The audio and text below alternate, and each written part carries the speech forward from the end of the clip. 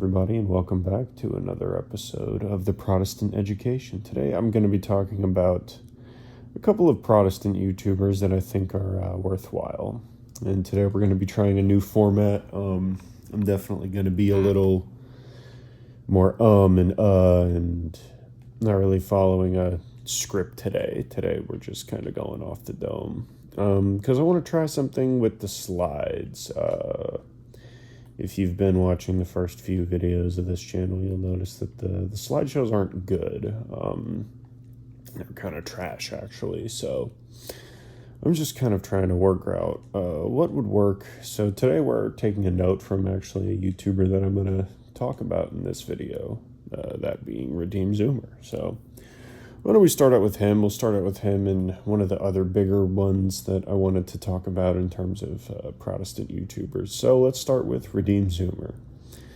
Redeem Zoomer is a Zoomer. I believe he's 23 or 24. I'm not entirely sure what his exact age is. And he got big basically making little explainer videos for the different denominations. And then eventually that turned into a Why I'm Not series, where he would go over why I'm not XYZ tradition. And then now he does a lot of like anti-non-denominational, anti-schism apologetics, which is something that personally convicted me of not being in a non-denominational church. So I think he's very good, very interesting person to watch. A lot of his stuff focuses on refuting Catholicism and Eastern Orthodoxy over Protestantism. He also likes to argue against condemnations of Protestantism from both Catholics and Orthodox. And he's gone on a bunch of shows or a bunch of other YouTubers' stuff before. He's done stuff with Council of Trent. He's a Catholic, so he's not being recommended in this video, since this video is all about Protestant YouTubers, but I do like Council of Trent. I don't think he's been on Matt Fradd. I don't think he's been on Pints with Aquinas, but he might have been. I'm not entirely sure. I feel like I've heard him talk about being on Pints with Aquinas, but I don't think I've ever seen him on Pints with Aquinas. But to be fair, I don't watch that nearly as often as I watch most of these other YouTubers. Actually, really any of these other YouTubers. I don't really watch him when I find somebody interesting that's on. But, you know, that diatribe aside, I'm getting off topic here. Redeem Zoomer, great. If you're watching this channel and have any interest in Protestant doctrines and Protestant apologetics, you are probably aware of him. Yeah, he is a Presbyterian. And he has, similar to me, he has aspirations of seminary right now. Or not aspirations, he is in seminary right now, actually. If I remember right. I think I saw him. Yeah, he's in seminary now. I'm really getting off subject again. You see, this is why I kind of need a script. And I don't really know what I'm doing in the actual Minecraft part of this video. But something I would definitely recommend from him is, if you have any interest at all in Reformed theology, that being the theology of John Calvin, which is different from Methodists, which is what this channel mostly focuses on. We're going to do a little bit of other denominations. I have a video in the works right now about Calvin's Institutes and some other figures. I'm also working on a couple of ones about some of the pietist figures that we found in the Proto-Methodist video, because I just find a lot of these pietist figures fascinating. But Redeem Zoomer has a very good video going, a very good series of videos, actually, I should say, going over just the basics of Reformed theology. And now I'm starting to see the advantage of not having a script. I can basically make this video as long as I want, because I will continue to get caught up in diatribes. like I said, I know not a lot of people watch me right now, but if you are watching this video, and you have seen the two or three other, I think it's the two other videos I've put on this channel, let me know how we feel about the Minecraft versus the slideshows. Okay, so second YouTuber, let me look at my notes here. I really hate using my phone as the microphone with the voice memos. Okay, so after Redeem Zoomer, our next Christian Protestant YouTuber that we're going to be talking about is Gavin Ortland. Gavin Ortland is a Baptist who preaches at a non-denominational church. I don't think you should go to a non-denominational church, but he is Baptist in his background.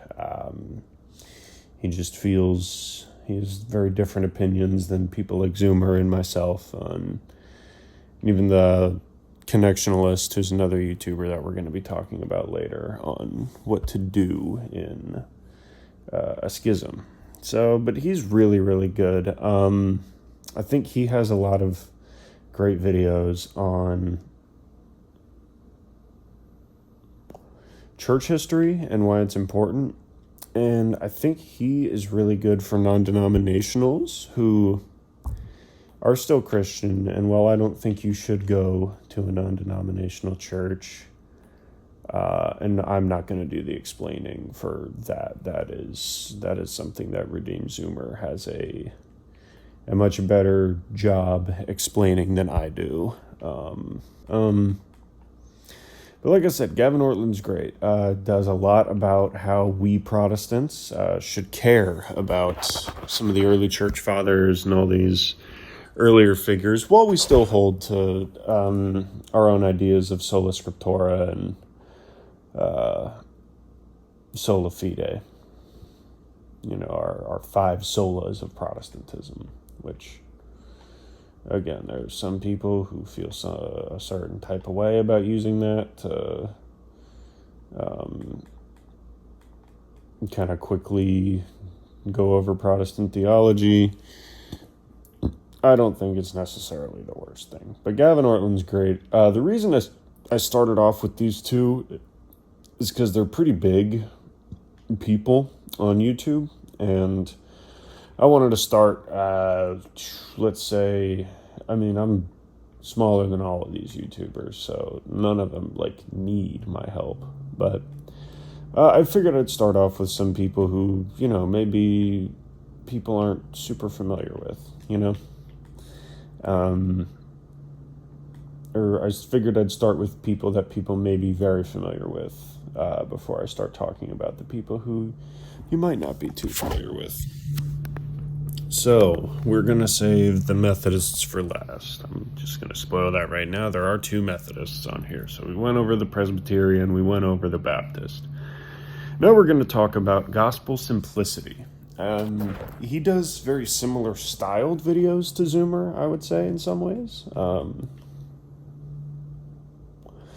Sometimes it's more memey, sometimes it's more serious, but I think he's good too. I really like Gospel Simplicity. Gospel Simplicity is Episcopalian, and the guy that runs it also runs a blog. I think he's been running that channel since he was in college, and I haven't read too much of the blog.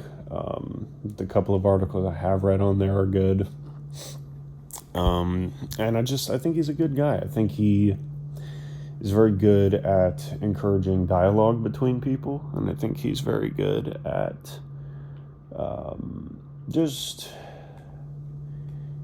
honestly, he just seems like a very nice guy, and I feel like, sometimes you don't really get that a lot on Christian YouTube, even with, even between denominations. Even Zoomer can seem a little aggressive sometimes in his language and the way he talks, which is fine. I mean, the things that he talks about, he is very passionate about, so I'm not faulting him for being passionate about those things, but it's the way that he talks about it sometimes that could definitely off-put some people, and I could definitely see the way that he talks about it doing that. But I don't think it's a bad thing necessarily. Or like the worst thing ever on the planet forever. But that's gospel simplicity. I don't really have too much to say about him other than that I'm a big fan.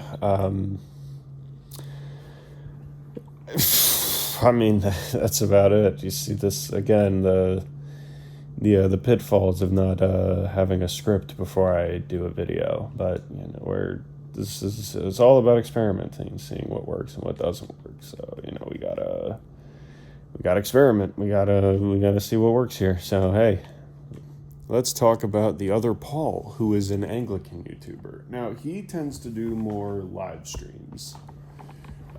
Most of what I see of him is a live stream clip or just a full stream.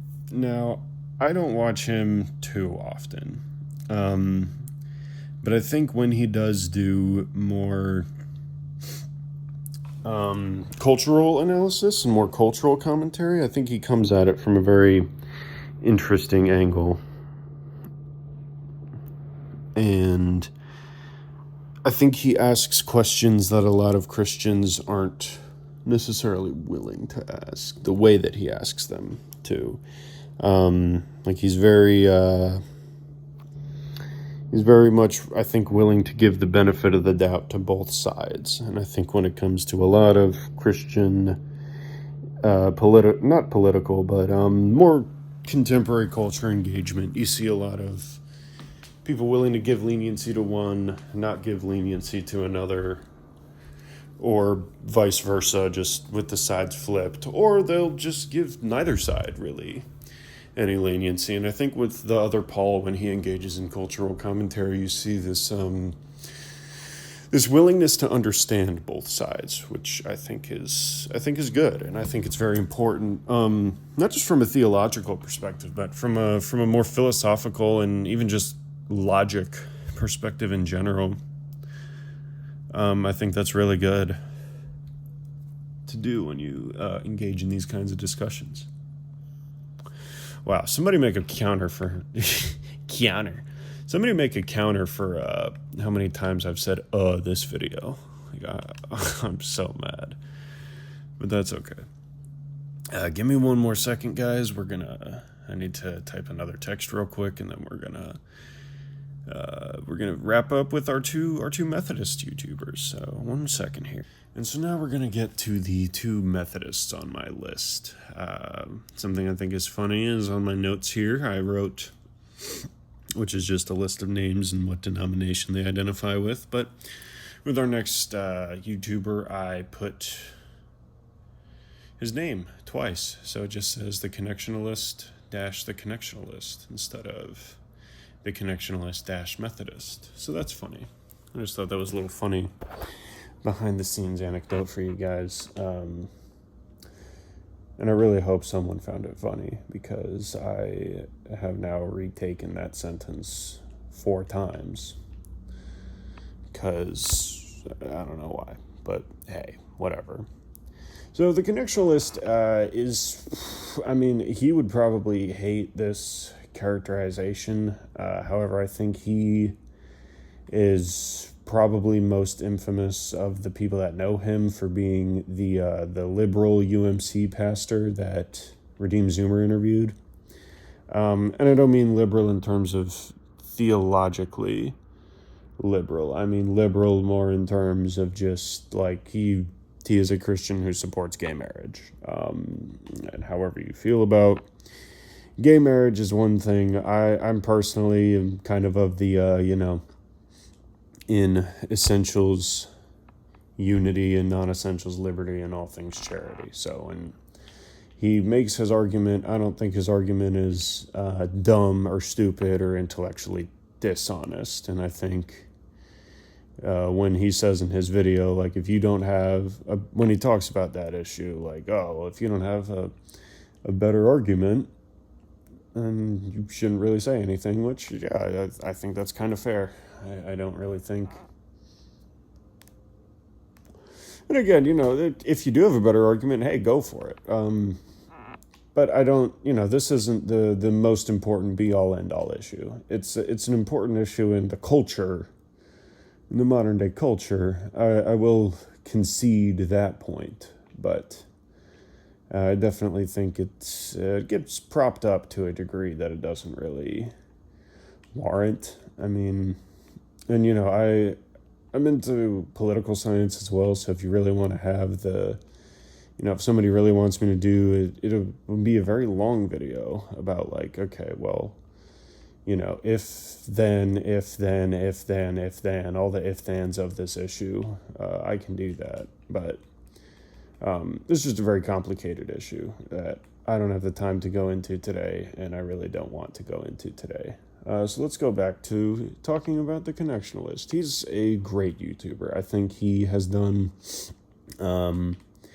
a lot of what he does is reaction videos, but sometimes that's good. And I wind up learning a lot from his reaction videos. A lot of the reaction videos are reactions to Redeem Zoomer's content, but hey, I mean, we all like Redeem Zoomer here, at least I do.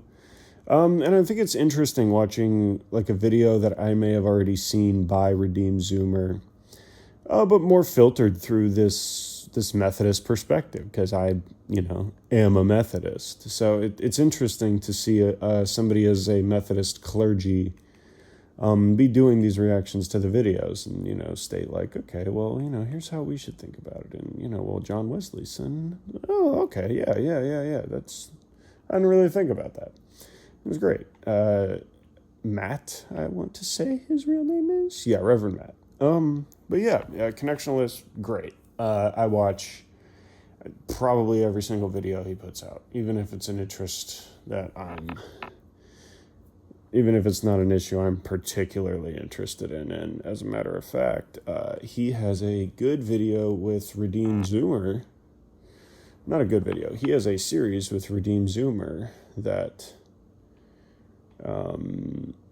is called The Essentials, and I know they did 2 episodes of it. I don't know if they're doing any more episodes. I don't know if something happened there. I hope they're doing more episodes, because I actually thought it was a really good show, just in general. And now the last YouTuber that we're going to be talking about. Oh, sorry. Again, that was the Connectionalist. Great YouTuber. That's with the X. So it's CONNEXIONILST, I think. If that's wrong, try Reverend Matt. I don't know if that will give you the right result, but maybe it will, hopefully. He says to an audience of people that are going to listen to him and potentially take whatever. But the last guy that we're going to talk about, his name is, I want to make sure I'm pronouncing this right. Let me see here. Lucas Curico.